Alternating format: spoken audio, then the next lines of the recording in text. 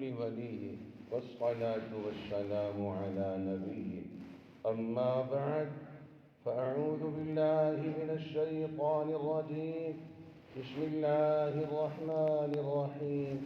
إن الله وملائكته يصلون على النبي يا أيها الذين آمنوا صلوا عليه وسلموا تسليما.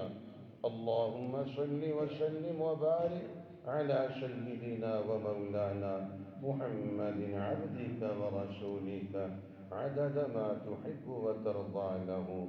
وقال النبي صلى الله تعالى عليه وسلم: عليكم بسنتي وسنة الخلفاء الراشدين المهديين، تمسكوا بها وعضوا عليها بالنواجذ، أو كما قال رسولنا ونبينا وحبيبنا ومحبوبنا ومولانا صلى الله عليه وسلم. بارك الله لنا ولكم في القرآن العظيم، ونفعنا وإياكم بالآيات والذكر الحكيم.